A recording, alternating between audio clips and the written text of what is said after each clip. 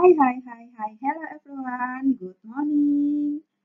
How are you today? Hope you and your family in the healthy and safe. Keep spirit and keep strong. Stay at home. Keep clean. Now we are going to start our study. Pray. Our Heavenly Father, thank you for your kindness. Thank you for your blessing. Now we want to start our study. Please bless and guide us so that we can understand our lesson today. In the name of Jesus Christ, we pray to you. Amen. Hari ini kita akan melanjutkan pembelajaran kita ibadah bersama pembelajaran yang ke-6. Pembacaan Alkitabnya dari Keluaran 35 ayat 2, Kisah Para Rasul 2 ayat 46 sampai dengan ke-47. Apakah kalian masih mengingat pembelajaran kita minggu yang lalu? Oke, hari ini kita akan lanjutkan pembelajaran kita. Tujuan pelajaran yang harus kita capai hari ini adalah pertama, menjelaskan makna menjalin hubungan atau relasi dengan Tuhan. Kedua, menjelaskan pentingnya membangun komunikasi yang akrab dengan Tuhan setiap hari sebagai wujud ibadah. Ketiga, mengidentifikasi jenis, bentuk, waktu, dan tempat ibadah. Sekarang kita lanjutkan. Baca dulu ayat Alkitabnya. Dari Keluaran 35 ayat 2. 6 hari lamanya boleh dilakukan pekerjaan, tetapi pada hari yang ke-7 haruslah ada perhentian kudus bagimu, yakni Sabat, hari perhentian penuh bagi Tuhan. Setiap orang yang melakukan pekerjaan pada hari itu haruslah dihukum mati. Ayat ini menegaskan kepada kita bahwa setiap Sabat atau yang kita sebut sebagai hari Minggu, kita harus berhenti bekerja dari rutinitas kita sehari-hari.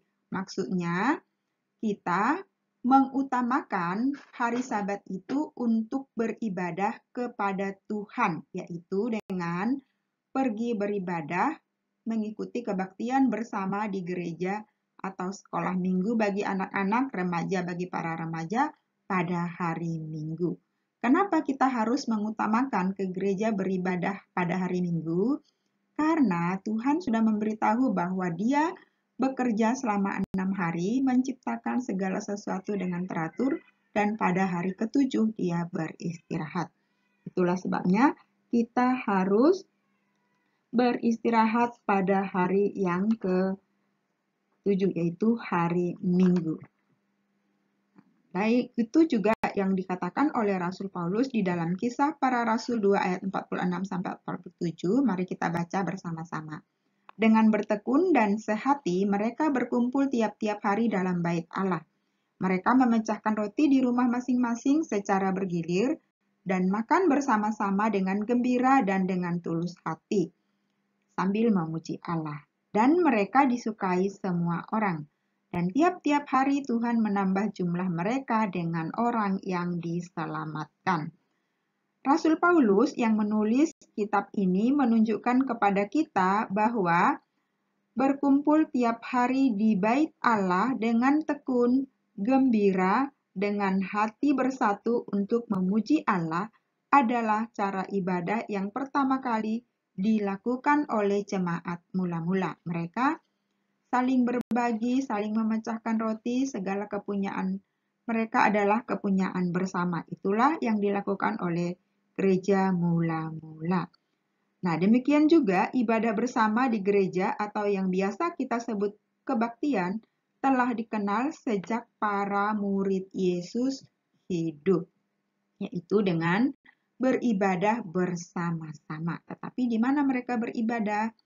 Nah, pada waktu itu mereka beribadah bersama-sama di sinagog-sinagog dan di bait Allah sebagai wujud mereka menyembah Tuhan atau beribadah kepada Tuhan.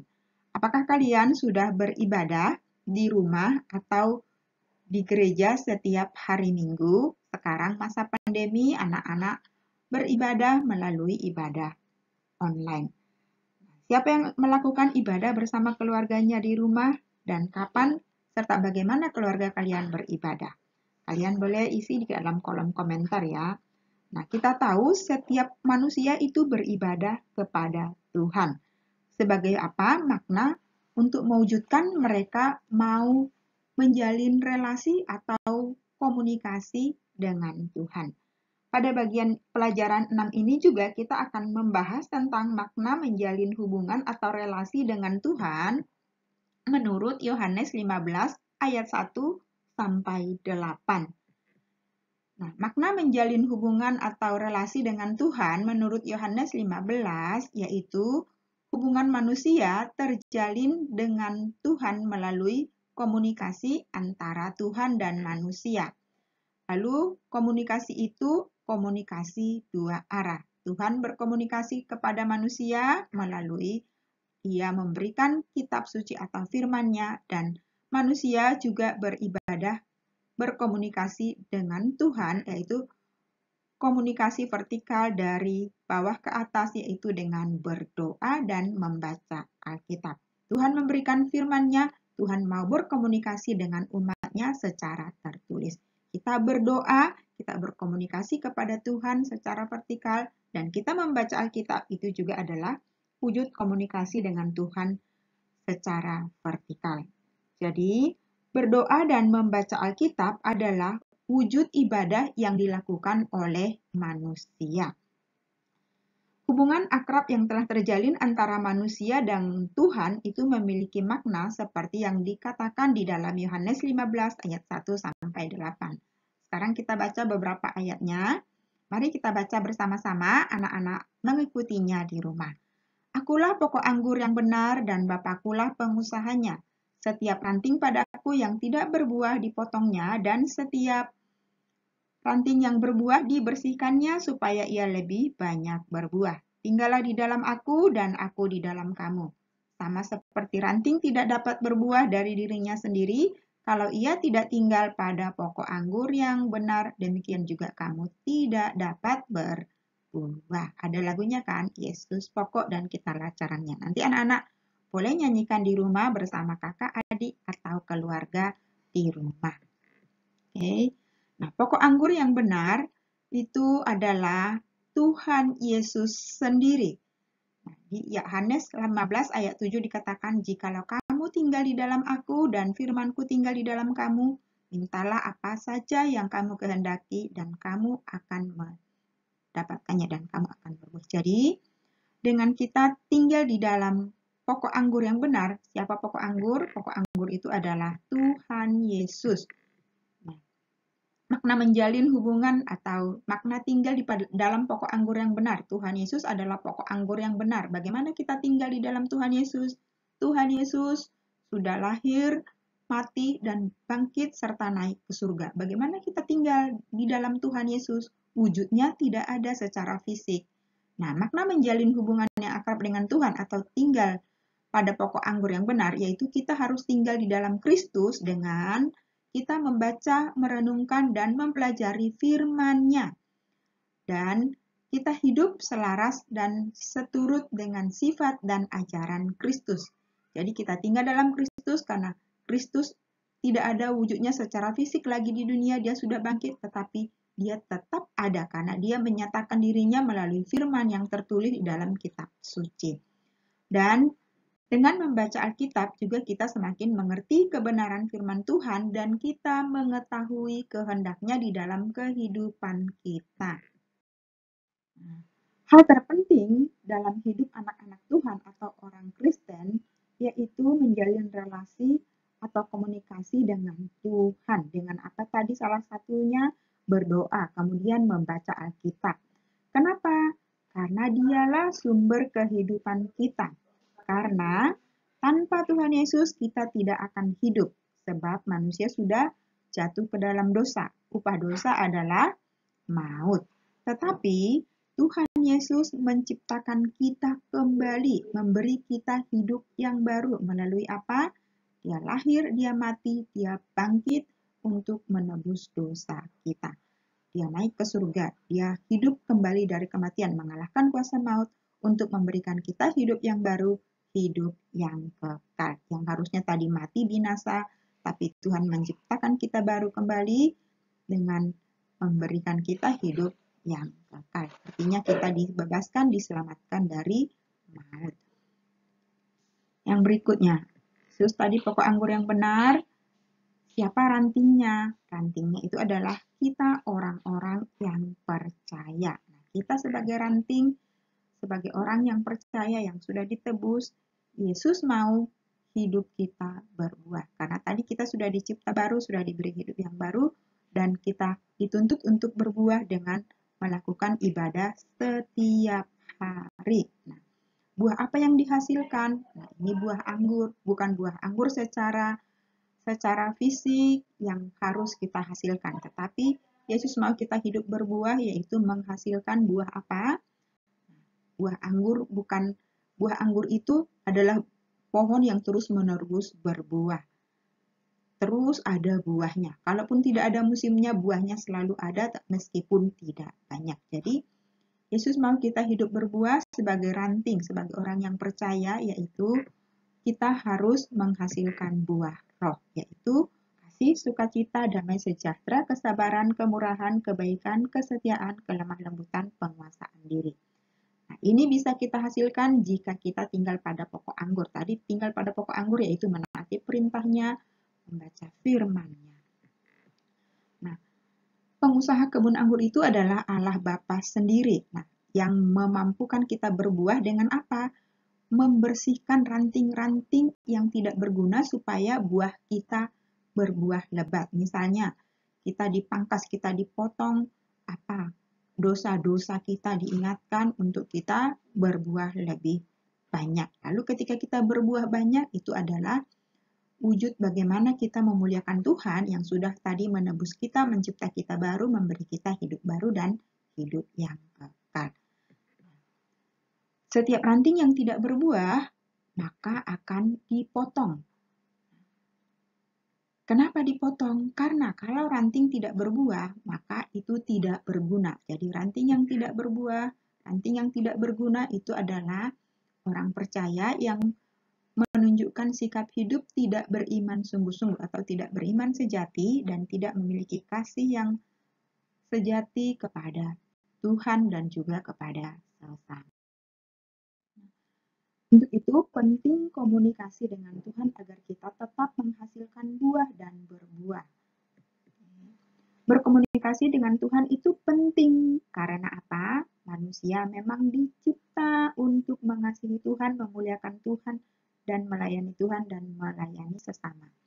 Manusia dicipta juga karena saling membutuhkan. Manusia sebagai makhluk sosial. Kita sudah pelajari di pelajaran sebelumnya. Jadi, komunikasi itu terus harus kita jalin dengan berdoa, dengan membaca Alkitab, supaya kita tetap dapat memuliakan Tuhan dan menghasilkan buah di dalam hidup kita sehari-hari. Fungsi komunikasi dengan Tuhan itu sangat bermanfaat. Apa saja fungsinya di dalam kehidupan kita? Nah, komunikasi dengan Tuhan dengan kita membaca Alkitab, Tuhan memberitahu kita.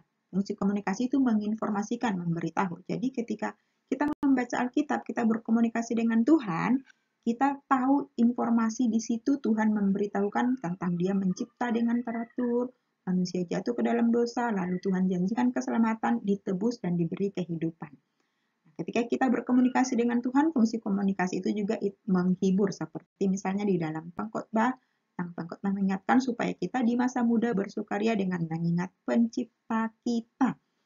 Lalu, fungsi komunikasi juga adalah mendidik atau mengajar. Alkitab mengajar kita menghormati orang tua, menaati pemerintah, mengasihi sesama seperti diri sendiri, dan yang lain-lain. Kemudian kita juga diajar untuk saling berbagi. Kita juga diajar di Alkitab untuk memberitakan Injil. Fungsi komunikasi juga menenangkan hati dan pikiran. Ketika kita bersedih, Alkitab mengajar kita untuk berharap kepada Tuhan, bersandar kepada Tuhan. Dan kita juga diajar untuk bersyukur. Fungsi komunikasi. Ketika kita berkomunikasi kepada Tuhan, kita tahu bersyukur. Alkitab mengatakan, Yunus dalam keadaan apapun, ketika dia di dalam perut ikan, dia bersyukur. Lalu kemudian Alkitab dalam Perjanjian Baru mengatakan supaya kita bersyukur dalam segala hal.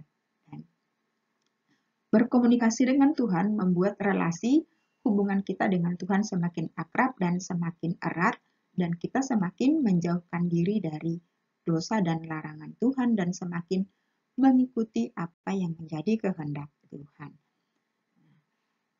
Di dalam kehendak Tuhan itu, kita menyatakan kita beribadah kepada Tuhan. Bentuk ibadah itu ada dua. Yang pertama, ibadah pribadi. Ibadah pribadi itu yang dilakukan seorang diri tanpa ada orang lain. Biasanya kita harus lakukan ibadah pribadi itu siang, pagi, ataupun malam hari. Seperti misalnya Daniel yang mengutamakan berdoa 3 kali sehari dan dia menolak untuk menyembah Baal atau menyembah patung yang dibuat Nebukadnezar. Kemudian contoh ibadah pribadi yaitu saat teduh, sate, berdoa pribadi pagi hari atau saat bangun tidur, mau tidur dengan bernyanyi dan juga membaca merenungkan Alkitab, lalu meditasi, merenungkan atau refleksi tentang sikap, perbuatan, dan kelakuan kita apakah sudah seturut dengan firman Tuhan. Lalu ibadah pribadi juga itu puasa. Puasa bukan hanya sekedar kita menahan lapar, haus, dan dahaga, tetapi puasa di dalam iman Kristen itu memusatkan perhatian kepada Tuhan, yaitu waktu kita makan yang itu seharusnya kita menikmati makanan jasmani, kita pakai itu untuk lebih fokus kepada Tuhan, untuk lebih dekat dengan Tuhan, dengan apa? Berdoa, membaca Alkitab, menolong orang lain. Kemudian yang kedua, jenis dan bentuk ibadah adalah ibadah bersama atau yang disebut dengan kebaktian. Kebaktian itu bisa berarti sikap tunduk dan hikmat, setia atau perbuatan berbakti kepada Tuhan. Perbuatan baik atau yang menurut agama dilakukan bersama anak-anak Tuhan lainnya.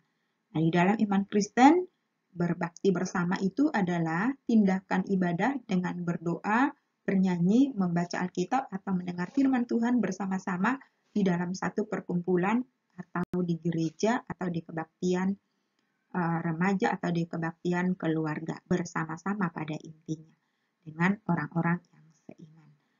Lalu ibadah bersama itu juga adalah ibadah kebaktian bersama-sama, ada kebaktian umum yang dilakukan oleh semua umur tanpa batasan pekerjaan, tanpa batasan tempat tinggal, itu gabung semua dilakukan seperti ibadah umum di gereja setiap hari Minggu. Lalu ada kebaktian khusus sekolah minggu, yaitu khusus anak-anak. Supaya apa? Supaya anak-anak bisa lebih mengerti sesuai dengan usia mereka. Lalu ada kebaktian atau ibadah khusus remaja usia 11 sampai 19 tahun, dan ada juga kebaktian khusus pemuda usia 20 sampai 30 tahun, dan ada juga kebaktian atau ibadah khusus lansia atau kakek dan nenek-nenek. Yang berikutnya, waktu dan tempat ibadah orang Kristen itu tidak terbatas oleh waktu dan tempat. Kenapa? Kita boleh beribadah di mana saja, tapi pada hari Minggu itu harus beribadah di gereja. Sekarang masa pandemi dilakukan secara online. Nah, kenapa tidak dibatasi waktu dan tempat? Karena hal yang terpenting di dalam ibadah umat Kristen itu adalah menyembah Tuhan atau melaksanakan ibadah itu dengan tertib dan sikap yang menghormati Tuhan Yesus Kristus yang telah rela datang ke dalam dunia, mati, menanggung dosa kita, dan bangkit untuk memberikan kita hidup baru dan naik ke surga, menyediakan tempat bagi kita orang-orang yang ditebusnya.